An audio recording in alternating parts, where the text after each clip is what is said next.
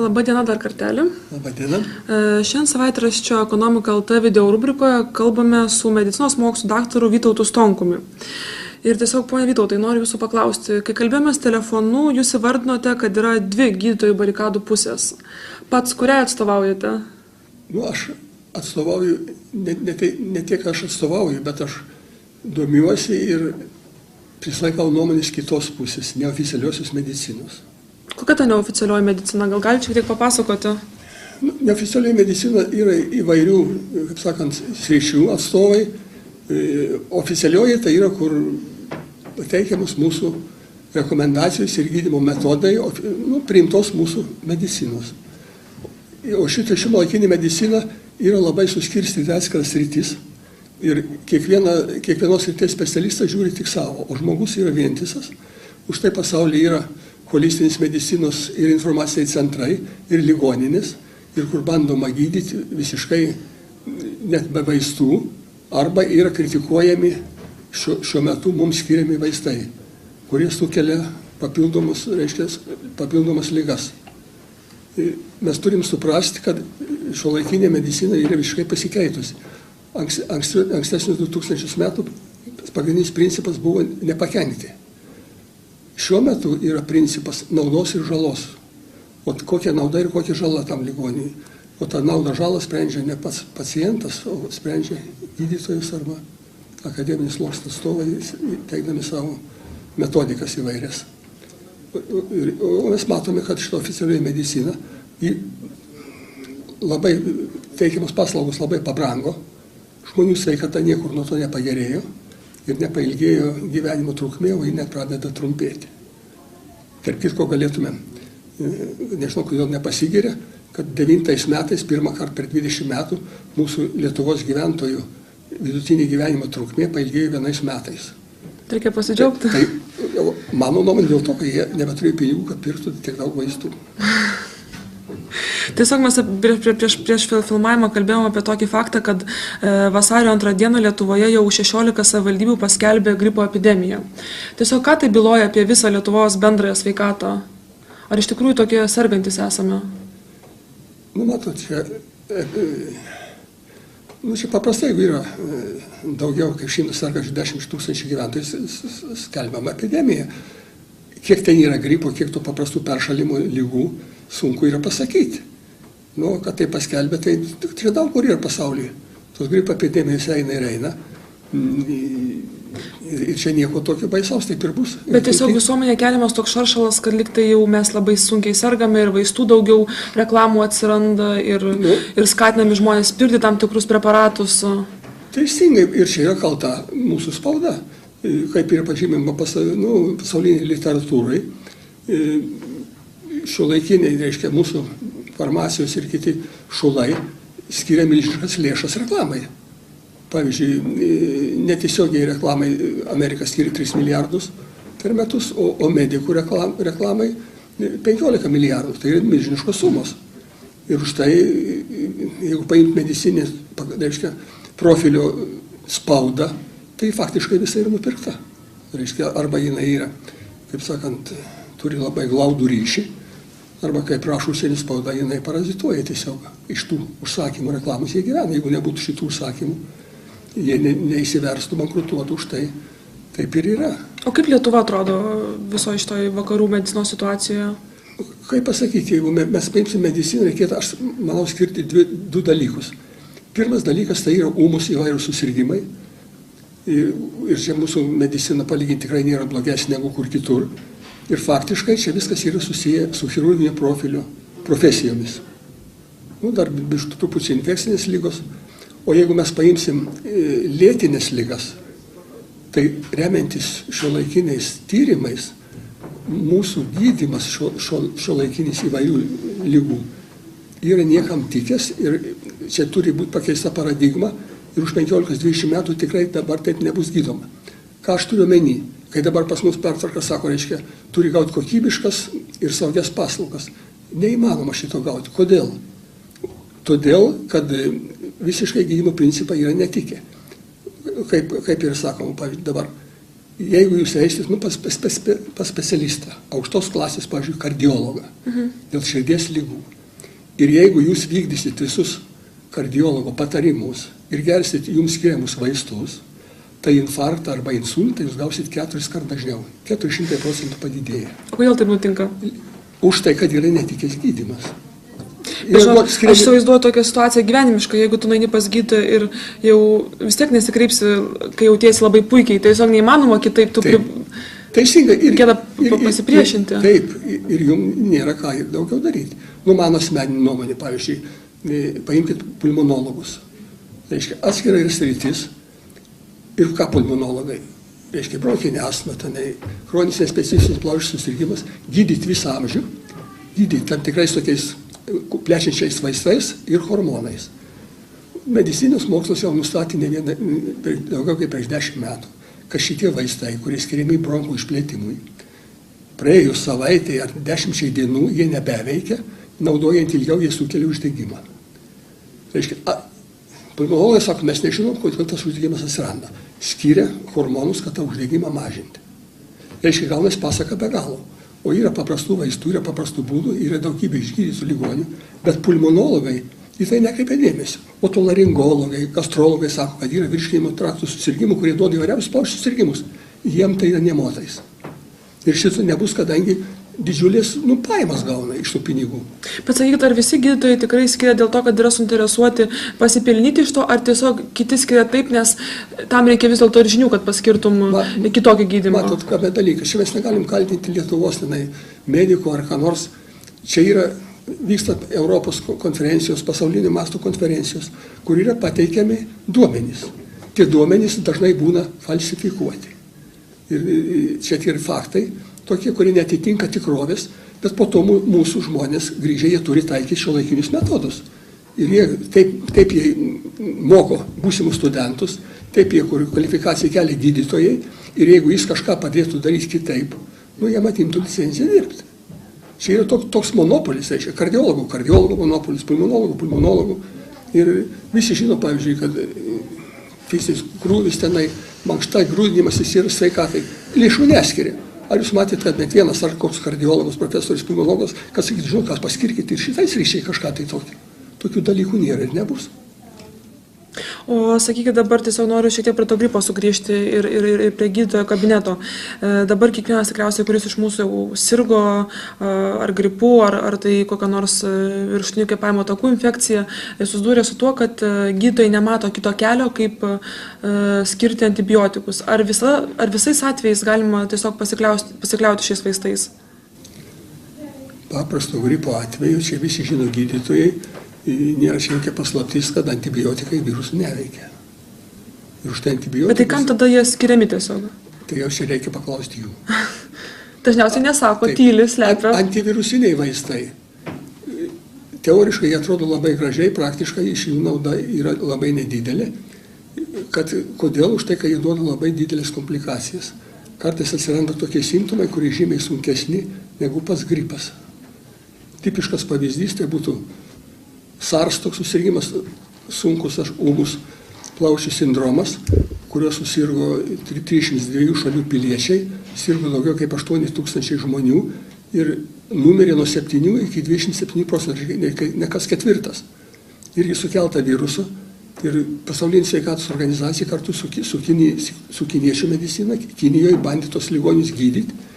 Kiniečiai nenaudojo jokių antivirusinių vaistų, bet jie naudojo savo tradicinius vaistus, tai yra įvairia žolių, taip sakant, antpilus. Ir nors tas buvo labai užkrečiama liga ir nuo žmonių galėjo užsikrėsti ir nuo paukščių, ne vienas gydytojas neužsikrėtė.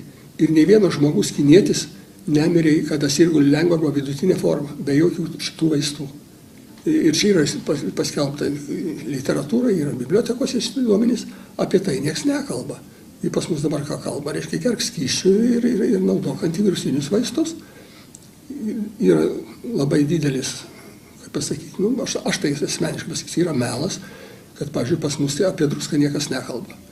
Jeigu žmogus turi 70% vandens organizme, bet kažkodėl nesakoma, kad tas vanduo yra sūrus, prakaitas sūrus, ašaros sūrus, šlapimas sūrus, Ir jeigu mes kalbam apie skysčių gėrimą ir nekalbam apie druską, tai čia yra didelė klaida.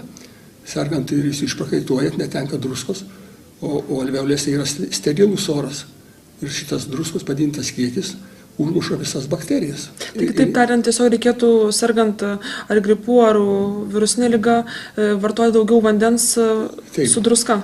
Bet tik tai ne šitą rafinuotą baltą druską, kur yra, o paprastą arba jūros druską. Nes paprasta druska nebeturi tų savybių, kadangi yra pagaminta aukštoj temperatūrai, turi laktozės ir turi aliuminio. Ir kad dabar nanotechnologijos, aliuminis gali pakenkti smegenim. Tai taip, kad faktiškai čia nereikia ir tirti, kad pastatytų daug tos druskos kraujyje ar ne. Jeigu pradeda skrepliuoti, skrepliai turi būti, jeigu normaliai, jie turi būti trupučiukas sūrų skonį turėti. Bet sakote, kad druska kenkia kaulam, kaupėsi stubure? Čia yra melas, čia būtų galima atskirti, čia nieko panašaus. Natris yra pagrindinis elementas organizmų, kuris išjudina visą apykaitą ir išsivalymą. Tai jeigu jau tokia druska kenkia, tai kodėl, pavyzdžiui, chirurgai prieš operaciją pila lašelinės, o kas lašelinė? 0,9% druskos tirpalo. Litras supilė, tai 9 gramai druskos, supila 6 litrus. Reikia 50 kelis gramus druskos. Vokiečiai sunaudoja 15 gramų per dieną vidutiniškai druskos, japonai 30, gyvena ilgiausiai. Amerikiečiai tai leidžia 1,5 gramo, jie sunaudoja 3 gramus. Nėra niekur tiek sergančių pasaulyje, kiek Amerikoje. Ir tiek invalidų su kaulais ir su visais. Kas yra? Tik negalima iš karto, jeigu jūs, pažiūrėjau, nevartojot druskos, jūs taiga didelį kiekį naudosit. Bet kame čia dar dalykas yra? Reiškia, koks yra melas? Kad druska sukelia arterinį hipertenziją. Čia yra absoliučius melas, tyrimais yra nepatvirtinta. Bet ko nieks nesako, o kas atsitinka žmogui, jeigu druskos trūksta?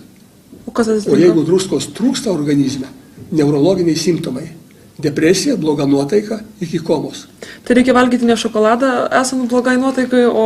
Kodėl? Svarbu, jeigu jūs galite valgyti šokoladą. Priklausomai nuo kokio kiekio, jau tam su šokoladą, bet be druskos nevyks jokie procesai organizme, suprantant? Galų gali, jeigu ta druska kenkia, kodėl vaikus siunčia į drusko šachtas, tenai, kad kvėpuotų, kur plaučiai serga, arba druskininkus yra haloterapijos kabinetai, kur išpurškia druską ir kvėpuoka. Aš užtenka žmogui įsidėti druskos į stiklį išgerti, kam tos pinigus mokėti. Čia yra literatūra, bet šitas yra didžiulis, jeigu žmonės naudotų normaliai druskos, pusė ligų nebūtų, suprantat? Nes kol jūs dar taip gyvenat, jums tos druskos pakanka, bet jūs pradedate eiti pas gydytoją, jums iš karto pasakys, druskos nenaudok, nors jeigu tas spaudimėlis pašoko, o jūs jau turit klausyti. Druskos pertekliaus praktiškai chroninių nėra. Ūmus gali būti, jeigu staiga kažko privalgėt, tai jūs pradės troškinti, čia nebūna. Yra tik tai kliniškai, yra tokie du atvejai, jeigu žmogus sutrikęs, jau koks jisai blogam stovi žmogus reanimacijų, kurias jau troškulio jausmas sutrikęs, arba neišnešioti naujagimiai, kurie pradeda anksti maitinami karvės pieno. Karvės pienė druskos yra 25 kartus daugiau. O kaip ją gydo? Lašelinė lašina tik tai ne 0,9, o 0,5% lašelinė. Ir išveda iš to stovio. O jie duoda neurologinius simptomus. Tai plus dar kas yra, druskos trūksta bet kokiais vėžio atvejais, depresijos, streso ir taip toliau. Tik tai kalbant apie druską, visada reikia kalbėti apie skysčius. Gali būti iš žmogaus skysčių organizme daug, vienas dalykas, gali būti normai ir gali būti mažai. Ir šiandien tokie variantai truputį skiriasi. Ir žmonės, jeigu apie tai, aš skaičiau paskaitą, žmonės man skambina labai patenkinti. Ir sąnariai nebeskauda ir visa kita. O sakai, tiesiog sugrįžkim šiek tiek prie to gydytojo kabineto. Tai ką žmogus turėtų žinoti prieš ateidamas pas gydytoją? Tiesiog savo teisės, ko jisai gali reikalauti? Nes tarkim, dabar su kuo mes susidurime, tai tiesiog yra jau gydytojų patvirtintas kažkuris metodas, kurio gydytojas pasitikė, jisai jį išrašo, nes jisai sakė, kad ir kitiem padėjo. Bet tarkim, ar tai, jūs teigiate, kad tai ne visada pasitvirtina ir kad ne visada reikia skirti antibiotinius vaistus, bet ko galime prašyti? Jeigu dažnai sutarime netgi su neigiama nuomonėje. Čia matot, kas yra. Yra labai geras dalykas, kad žmonės turi teisę reikalauti, aiškintis. Bet čia yra lasda kito gal, čia yra didelis, yra minusas. Žmonėm, kadangi daktaras jis turi algoritmus ir jiems visiškai nesvarbu, ar jums tas padės ar nepadės. Suprantat? O tai teisim pamatos spaudimą, cholesterolis, nuo cholesterolio vaistelis, nuo ten, nors niekam jums nereikia. Jie kitaip negali. Kol nepasikeis paradigma, tas mokymas, Ir ką dabar, pavyzdžiui, Amerikoje šiuo metu pusė žmonių neina pas specialistus. Tos oficialius, nei pas kardiologą, jeigu ūmus susirgimas taip, o lėtinis susirgimo atvejais neina. Lietuvoje taip pat yra informacija, kad pusė žmonių eina į polikliniką tik dėl to, kad gal išrašytų jam kompensuojamus vaistus. Jis kažkokį vaistą priprato, šitą geria, ten gerai, negerai. Taip, kad čia jūs kažką tai įsireikalauti. Čia Amerikoje yra labai daug, reiškia, visi dėl smulkmenos paduoda į teismą, štai visi labai draužiasi, brangiai moka, už tai ten aptarnavimas labai brangus. Kalifornijoje ir Teksase, pavyzdžiui, priėmė įstatymą, kai jeigu gydytoja paduodamas gydytojas į teismą, bet jeigu gydytojas buvo teisus, iš to, kuris padavė gydytoją, didelį pinigą įmami. Sprantat, už teisų išlaidas ir kompensacijas. Atpiko medicina žymiai. Ką reikėtų? Reikėtų, kad gydytojas turėtų teisę spręsti savo galvą, o ne tai, kas jam yra prašyti. Jis yra absoliučiai suvaržytas. Aš dabar galiu šnekėti, kad aš nieko nebijau, ta prasme, man taip sako, ar nebijai, kad tave kas nors už kampo tenai kur nors. O nebijot? Ne, nebijau. Už tai, kad jiems ir nusispjaučia, ką sakom. British Medical Journal 2003 metais išleido visą straipsnį, aš įdėsiu savo knygoje visas konspektavęs, reiškia, apie tos visus, kokius fokusus jie daro. Tai farmacijos įmonė paskambino, pasakė, klausykit, kol jūs nepaprašėt pinigų, mes jums būtum davę išleisti numerį šitą žurnalą. Reiškia, viskas prieš juos. Iš kitos pusės reikia žinoti, kad visi tik tai šneka apie farmaciją. Bet farmacija, kaip pasakyti, numarino žmonių tik trečdalį. O yra dar visai ir kiti dalykai. Nereikalingos operacijos, nereikalingos procedūros. Pavyzdžiui, Amerikoje atlikti labai tyrimai, 150 mokslinių darbų apibendrinta, per metus medicina nugalabėjo apie 800 000 žmonių. Tai yra daugiau. O kaip tie skaičiai tokie galėtų Lietuvoje atrodyti? Lietuvoje, jeigu tai 100 kartų daugiau gyventojų, pas mus mažiau, tai turėtų būti apie 8 000. Bet pas mus tiek vis tiek tyrimų dar nedarom, skaitykim, kad tai yra, kad gali būti apie 4 000. Pas mus niekas netyrė. Ką tai reiškia 4 000? 4 000 tai reiškia, tiek žmonių pas mus žūsta per gaisrus, per avarijas, per nužudymus, nusižudymus ir taip toliau. Tai ir medicina ir taip pat. Ir dabar, kaip pasakyti, knygose rašoma, kad skaitoma taip, reiškia, nuo ko žmonės miršta. Pirmoji vietoje reiškia širdies ligos, po to vėžys, Amerikoje atvirkščiai vėžys, pirmą dabar jau tenai, paskui kitos ligos, bet dabar yra aiškiai jau rašoma, kad pirmoji vietoje žmonės žūsta nuo medicinos. Tai va, tokie dalykai yra. Ir aš čia turiu tokią lentelę, yra, kur, pavyzdžiui, Amerikoje nuo farmacijos žūsta apie 300 000 žmonių. Labai daug, pavyzdžiui, nereikalingų tyrimų atliekama vos net 8 milijonai, hospitalizacijų beveik 9 milijonai, kur nereikalinga. Ir tai yra milžiniški pinigai, per metus 282 milijardai dolerių. Ekonominiai nuostoliai yra. Pats sakyti, mes savo žiūrime per tą gripo prizmę, tai jeigu nevartotume antibiotikų, kokiais kitais būdais galime gydytis? Kad neskatintumėm tos pramonės, kuri tiesiog dirbtinai provokuojama. Oficialiai, čia skiepai yra antivirusiniai vaistai. Taip, nes dabar aš jums, kaip minėjau prieš... Aš kažkada irgi juos naudoju, atrodo logiška, kaip iš suleidai. Reiškia, nusilpninta virusą, žmogus imunitetą išvysto, bet kame dalykas yra? Žmogaus imunitetas yra labai stiprus. Jeigu jis yra geras, jis sunaikina viską, nereikia nieko. Bet kas pas mus dabar yra? Reiškia, pas mus visai nekreipia dėmesį paskutinius medicinus laimėjimus. 2 šveicarų mokslininkai padarė tokį retą atradimą, kad, reiškia, žmogaus organizme esančios tos vadinamas probiotikai arba gerosios bakterijos, kurios padeda virškinti, jos ne tik, kad padeda virškinti, bet jos yra imuninės sistemos informatoriai. Reiškia, jeigu jie neduos ženklo, mūsų imuninė sistema nesuveiks. Ir kai sako, miegos. O mes tą imuninę sistemą, kai tik antibiotikais, cheminiais preparatais ir kitokiais dalykais sunaikiname. Ir dar kas yra dalykas, niekas kaip nekalba, kadangi visi nori, kad būtų daugiau sergančių. Kodėl nenaudoti vakcinų? Vakcinas kas įeina? Keli šimtai mums svetimų baltymų, gyvsidabrio, laktozės ir aliuminio. Vaikai iki mokyklos vidutiniškai gauna nuo 35 iki 40 vakcinų. Tai yra didžiulis krūvis smegenim. reiškia, smegenys turi savo imuninę sistemą, kada ji nebesuveikia, jeigu vaikams per daug duodam, reiškia, pas juos vystosi yra toks judesių ir dėmesio sutrikimų sindromas ir autizmas. O suaugusiam, reiškia, Alzheimeris ir Parkinsonas. Skaito, kad jeigu tu 5 kartus iš eilės pasiskiepysi, 50% padidėja tikimybė, kad tu susirgsi arba Parkinsoną arba Alzheimeriu. Nes ir taip yra įvairių. Kas yra? Skiepai yra priskiriami prie fungicidų, pesticidų ir visokių šitų. Jie visur, kur tai čia yra tokie dalykai. Bet sakyt, kokių būtų galima atsisakyti skiepų, tarkim, iki mokyklinio amžiaus vaikams?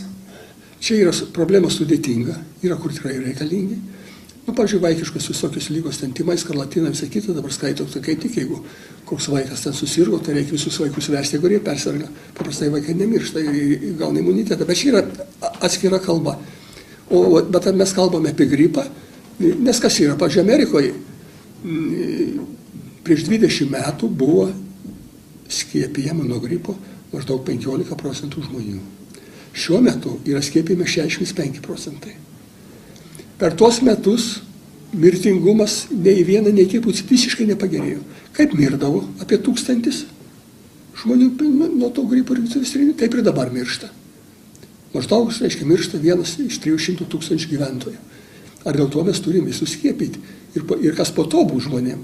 Tai čia yra vis esmė. Bet apie tai niekas nenori kalbėti. Jeigu tu pasakys, čia yra neįrodyta. O kokie ten daromi fokusai, kokie daromi papirkinėjimai, tai čia ne mūsų dabar šios dienos tema. Jūs kaip tik minėjot, kada Anthony Morrisas sakė, kad tiesiog neįrodyta yra vakcinos. Taip, jisai buvo vyriausias virusologas, maisto ir maisto administracija yra federata, tokia reiškia organizacija, ir sakė, kad visi jie puikiai žino apie tai, bet prekiauja, kadangi yra didelis biznis. Paimkim dabar AIDS ir živ tenai, taigi 300 metų kūrė vakciną, kaip jos nesukūrė. O čia reiškia, tas kiaulių gripas kažkur tai Meksikoje, jis išlindo, daug yra tokių nuomonių, kad čia jis buvo paskleistas, o jis niekur neišlindo, ir po 3 mėnesių gavosi vakcina. Taip išėtų, kad vaistų pramonė kaip ir galėtų žaisti su žmonėmis. Žmonėm. Gali būti. Aš negaliu tvirtinti, bet ir į tų žmonių, ir dabar yra iš ES jau atstovų, medikų, kurie kreipiasi į Pasaulinę sveikatos organizaciją, kai jie tarnauja, ne tam, kam reikia. Jie padarė baisų biznį. Kinai, pavyzdžiui, turi puikiausius antivirusinius savo liaudės preparatus, vaistus, užsakė 151 milijoną šitų vakcinų. Tai jūs įsivaizduojate, kokie dalykai, jiems nebereikia nieko. Dabar jau kiaulių gripo vakcinas, kai nebebus, bet bus įjungta į kitas. Arba paimti kokias nesąmonės daro, kada gimdos kaklelio vėžio profilaktika, reiškia, žmogaus papilomus virusas skiepija. 3 kartus skiepyti, tai po 500 maždaug, ir pradėti skiepyti vaikus. Čia tokia nesąmonė, kada ta papilomas turi 100 000 moterų ir vyrų, o susirga keli šimtai tik tai to kaklelio. Ir dar kas yra įdomu, kaip Amerikoje sako, reiškia, kad šitie visi agitatoriai, kurie ragina skiepytis, savo vaikų neskiepija. Savo vaikų neskiepija. Vienoje valstijoje, reiškia, jeigu ten nuo hepatitų, nuo ko neskiepija, tai į teismą paduoda, pristato darbam visokiem, baudas deda, o patys ne vienas neskiepija savo vaikų. Čia yra, pažiūrėjau, slaugos namuose kitur nuo gripo, tai neklausė šitų senukų. Tai mes tą vitaminus leidžiam dar ką nors. Skiepija, čia yra baisūs dalykai, nes už tai gauna. Bet šiaip tiesiog žiūrint žmogiškai, tai dabar nuėjus į polikliniką kabo visų raginimai skiepytis nuo gripo. Anksčiau tikrai kabėjo. Teisingai, taip. Taip ir turėtų būti, ar tiesiog reikia kritiškai žiūrėti? Nebuvo, yra įkurta Lietuvos imunologų asociacija. Ir toks jaunas malonus džentelmenas daktaras pasakė, mes turim pasiekti, kad būtų 75% žmonių pasiskiepėję. Koks jis puikus, kaip jis puikiai atstovauja šitiem farmacininkam. Taip, kurie gamina vakcinas. O kad po to bus pilna Alzheimerio ir Parkinsono arba vaikams ten su autizmu ir taip jau kas vis didėja. Apie tai jiems nieks ir nesako. Jeigu jie taip yra išmokinti, jie nuvažiavo kur nors į konferenciją, dar paskaitė pranešimą. Čia, reiškia, finansinių ryšių konfliktas faktiškai yra, nes už tos visokios paskaitas apmokama. Daromi bendri darbai, už tą jie gauna irgi pinigus, o dabargi, pažiūrėti, visi vaistai, kurie, kad patvirtinti, kad jie tinka, turi praeiti klinikinį išbandymą. Tai anksčiau buvo daroma ligoninėse. O dabar važiuoja į trečiąsias šalis, atvažiuoja ir į Lietuvą, apsigyvena tai mokslininkai viešbučiuose, eina surenka valkatas, duoda jiems pinigų ir paskiria gydymą ir paskui parašta, ką reikia. Tai yra įrodyta. Tai yra įrodyta atspinti visokiausių tai dalykų. Nu, bet jų valia yra didžiuliai finansai. Ir mes tai galim tiek, požiūrėjau, jūs paklausys, manau, jie gali žmonės patys spręsti. O sakykit, čia bendrai paėmus, tiesiog lyginot vakarų mediciną ir šiek tiek norėjome aptarti Lietuvą tame kontekste, bet iš tikrųjų patys lietuviai, ar jie daug suvartoja vaistų, ar jie linkę pasitikėti visais farmacininkų pranešimais, vaistinių reklamomis ir taip toliau? Galų gal ir patys gydytojai reklamuoja. Matot, kame reikalas, žmonės yra įsitikinę, kad be vaistų nieko nebus. Suprantat?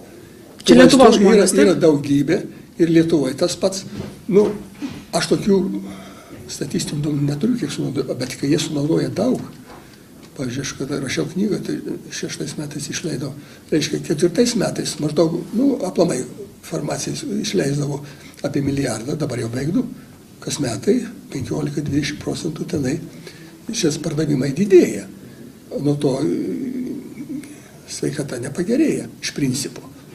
Tai sakau, kol nebus priimti holistinės medicinos principai, kad bus gydomas visas žmogus, o ne tai, kad ten vienas siauras. Vienas siauras sistema, tai visa kita, tai yra ūmų susirgymai, chirurginiai dalykai, taip, viskas yra gerai.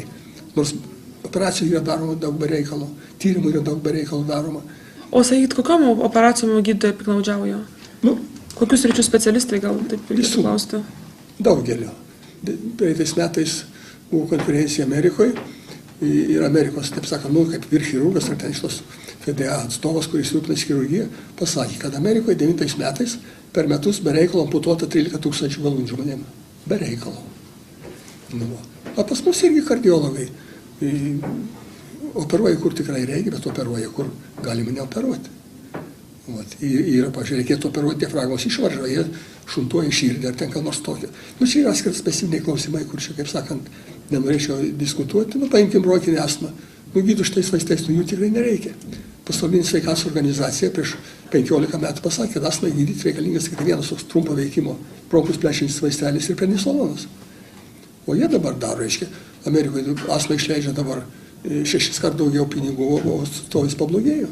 Tas pats yra su vėžio. Niksono laikais buvo priimta programa vėžį gydyti, o nuo to laiko per 40 metų vėžio gydymas niekiek nepagerėjo. Pabrango 100 kartų gydymas, chemoterapija ir visa kita, o vėžio išgyvenimas nepailgėjo nei vieną dieną. Bet apie tai niekas nekalba. Daugelis vaistų, pažiūrėjau, kur dabar širdžiai gydyti taip toliau, jeigu skatina, širdies nepakankamumą skatina vėžio atsiradimą, bet apie tai žmonės, niekas apie tai žmonėm nepasako. Nes kas yra, kol žmogus yra sveikas, tol jam yra viską nusispjauti. Jums kaip ekonomistai noriu pasakyti, pavyzdžiui, buvo paleido gandą vienas mūsų Seimo narys, kad bus devalvuotas litas. Visi veržėsi į bankus. Paskelbė ten Nekropolis, kad kažką parduos, per naktį suvažiavo, kad nusipirkti. Profesorius Ričardas Rotomskis, mūsų universiteto profesorius, reiškia, pasakė per Lietuvos radiją, buvo laida tokia pažinimo vartai, kad šiuolaikinė medicina yra žmonių žudimo įrankis, nes jį žaloja normaliai organizme vykstančius procesus. Jokių niekur, iš jėgo jokios pastabėlės, niekam. Supranta, nu jis gal gavo pastabą ten, aš mačiau su jos visiai kažkada bendro padaryti, jis taip šipsojos ir nu, žinot, žmogus visada irgi vėžio srityje dirba. Tai o, taip, kad matot, kokie yra dalykai. Tai tiesiog aš jau tikriausiai užduosiu paskutinį klausimą. Jau mes daug kalbėjome apie sveikatą, tai kaip reikėtų gyventi, kaip reikėtų elgtis, kad kuo mažiau sirgtumėm ir kuo mažesnį pelną darytumėm farmacininkam? Reikėtų savo sveikatą pradėti rūpintis, kol nesergi. Nu ir stengtis, kuo mažiau naudoti vaistų. Nu, pavyzdžiui, paimkime tos pačius antibiotikus, kaip jau sakiau, suradus tas bakterijas. Jeigu aš tas bakterijas užmušu, tai man imuninė sistema nebeveiks. Ir yra tokia ortomolekulinė medicina, kuris sako, vaistai yra reikalingi, bet, pavyzdžiui, antibiotikai 1-2 dienas, viskas, po to organizmas, jeigu ten reikia. Aš jokių būdų nenoriu pasakyti, kad vaistų nereikia, suprantat, ūmų susirgymai visą kitą vaistai išgelbsti gyvybę. Bet tik tai ne taip, kaip yra naudojama dabar. Nu, vat, pavyzdžiui, vėžio profilaktikai reikėtų naudoti jūros dumblius. Labai pigus vaistelis. Kodėl? Už tai, kad kiekviena ląstelė turi 2 atomus jodo, o jodas kaip tik skatina vėžinių ląstelių suirimą. Mes visi, ir jūs, ir aš, mes visi turime vėžinių ląstelių. Tik organizmas puikiai su jais susitvarko. Tai vot. Nu ir daugiau tokių dalykų yra. Reikėtų, sakiau, nevengti visgi druskos, nereikia jos niekam per daug, bet naudoti šitą reikėtų, skysčių pakankamai, nedidelė fiskultūra. Aišku, jaunas žmogus jis gali tenai ir sportuoti, ir siekti tokių tai rezultatų, bet sveikatos tai tikrai nepriduos. O kaip čia prieš pat laidą kalbėjote apie visokius intimumus, sakėt, kad irgi gelbsti žmogaus imunitetą? Nu, čia reikia kalbėti, kaip pasakyti. Čia jeigu kalbėti apie seksą, kaip sakant, normalus seksas, viskas yra labai gerai. Paplitęs dabar, kaip sakant, tas oralinis seksas, tai čia yra, kaip pasileidimo, iškrypęs pasileidimas, sakyčiau. Nes čia įvairūs virusiniais, kaip tik tos žmogaus papilomos virusų, herpes virusų apsikrėti. Didžiausias iškrypęs pasileidimas yra analinis seksas, kurį atlieka gėjai. Kartais atlieka ir su moterims, kurios nenori nėštumos. Reiškia, kodėl? Gėjai gali savo veiklą vystyti vien todėl, kad tiesiog žarna neturi skausmo receptorių. Gėjai dažniausiai būna grubus vyrai, kurie nori tą grubų seksą, moteris dažniausiai tampa šaltus po tokių dalykų, o čia reiškia, o kas yra? Sperma yra labai imuninė slopinė sistema, plus yra pastoviai traumuojama mechaniškai, įvyksta, reiškia, organizmas tam tikrą laiką atsispiria tam, bet paskui vyksta fiziologinis perversmas ir įvairius mūsų virusai ir bakterijos esančios organizme tampa patologinis ir susirga žmogus AIDS. O AIDS kokie yra? Čia ne gripas koks. O ten ir tuberkuliozė, bet kokios ryties, vėžiai visokie, viduriavimai baisiausi ir taip toliau. Tada, ir principė, virusas čia turi labai mažai reikšmės, čia priklauso nuo baltymų. Ir pavyzdžiui, prie gripo atvejais aš visiems rekomenduoju acetilcisteiną. Jis yra toks skreplių skystinantis, aminų rūgštis skystinanti, bet jį puikiai veikia prieš virusą. Jeigu jūs pagersite tablečių, pavyzdžiui, pas jūs yra ar karpos, ar papilomos, nereiks eiti mokėti didelius pinigus, pagerkite šitą vaistelį. Ne vaistelį, čia papildas yra. Šiaip tų papildų irgi, ten kalis, magnis, visą kitą, kai yra per daug, yra labai blogai. Mūsų žmogaus organizme yra tik 15 mikroelementų ir mineralų. Ir kada yra per daug, ir nėra sveika. Jokio kalio, magnis sveikam žmogui tablečių pirkti nereikia. Suvalgyk burokėlį ir bulvių, ten kiek taip tolotų, pilnai pakaks. Tai šitie pagrindiniai receptai? Taip, bet to man įdomu, kodėl, pavyzdžiui, pacientai niekada nepas jūs pirkit, bet kokį papildą. Reklamoje ten prirašo. Jūs pažiūrėkit, kas parašyta ant pakelio. Ten parašyta, kad šitas preparatas nėra skirtas jokios ligos gydymui, jokios ligos profilaktikai ir jokios ligos diagnostikai, nes gali būti, kad, pavyzdžiui, neaiškiai diagnozuoti vaistą, pagerėja, reiškia, tenai tokia liga. Kodėl tą rašo? Tas yra niekam neįdomu. O čia yra konkurencija tarp farmacijos ir tų maisto papildų ir vieni nori, reiškia, jie nori užvaldyti šitos. Suprantat, pavyzdžiui, vitaminas C, taigi nuo vitamino A vitaminos jis gali būti naudingas. Paulingas Nobelio premiją gavo. Ne, parašyti, kad čia netinka. Yra daug tokių dalykų. Jums, tarp kitko, kaip mes esame mulkinami, tokių pavyzdžių yra labai daug, bet aš norėčiau jums pasakyti, pavyzdžiui, yra toks Alka-Seltzeris, ta pati Bayer firma. Reiškia, čia yra 10 tablečių, kaina 16 litrų, skaitykim apie $6. Čia pas mus vaistinėse. Amerikoje ta pati firma, 72 tabletės, kainuoja $3.00. Kiek kartų brangiau. Plius šitas vaistas yra pilkas tabletė, geriant jį neskanį skonį turi. Čia labai maloniai ištirpsta, labai malonaus skonio. Bet tas dar ne viskas. Šitas parašyta, kad yra tik tai nuo skausmo pas mus. O čia ir turbūt aspirino, sodos ir citrinų rūgšties. Tik nuo skausmo. Amerikoje tai yra antacidas nuo rėmens sėdimo pirmiausiai ir tik paskui nuo skausmo. Tai reiškia, mes gaunam blogesnę kokybę tos paties tos firmos, 15 kartų brangesnė ir dar mus mulkina, kas pirks už $5 ar 6 aspirino, tai kelis gramus, 10 tablečių, kad jis gali nusipirkti po pusę gramo už keletą litų. O tas sodą jis gali ir taip išgerti. Bet šį labai malonus, pigus, kadangi amerikiečiai perka ir brangesnius vaistus, o pas mus padarė, kad pirktų brangesnius kitus vaistus, suprantat? Čia yra pilna tokių atvejų. Pilna tokių atvejų. Tai jo. Taip sakau, čia kas yra? Mano manimu, kas gali pakeisti, tai turi būti įsteigtas, reiškia, holistinis medicinos ir bent jau informacinis centras, kur žmonės būtų supažindinami, kad tas informacinis centras būtų biudžetinis ir kad jis turėtų teisę į archyvus kreiptis ligoninių, kad pamatytų, reiškia, kas darosi. Pavyzdžiui, Anglijos parlamentas yra priėmęs nutarimą, kad visos spaudoje būtų skelbiama, kiek kokioj ligoniniai numiršta žmonių pirmas 2 dienas po patekimo į stacionarą. Tai Anglijoje tą priėmė, gydytojai ir įstaigos labai nepatenkintos, Škotijoje, Velse, ten jie dar spardosi. Nes kas yra? Jeigu Amerikoje tiek žūsta, pas mus, pavyzdžiui, statistikoje nėra nė vieno žuvusio nuo medicinos. Suprantat?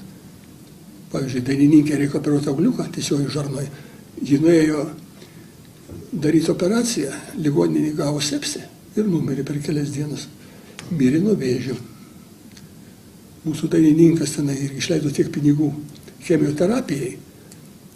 Ir praėjo keli mėnesiai numirė. Paklauskit chirurgą, visi žino, kad chemioterapija tik sutrumpina amžių sirgusių skrandžio vėžių.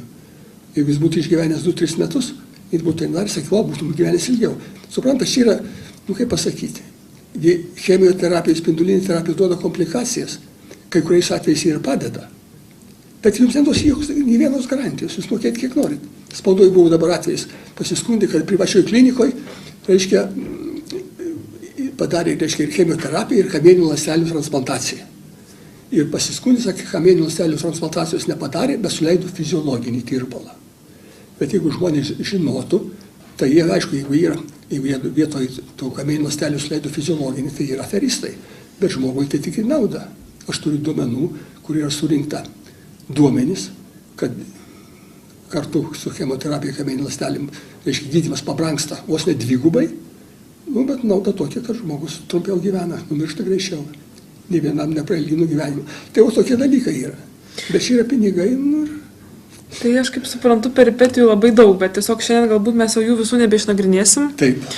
Tai tiesiog aš noriu jums padėkoti už pokalbį. Ačiū jums labai. Prašau.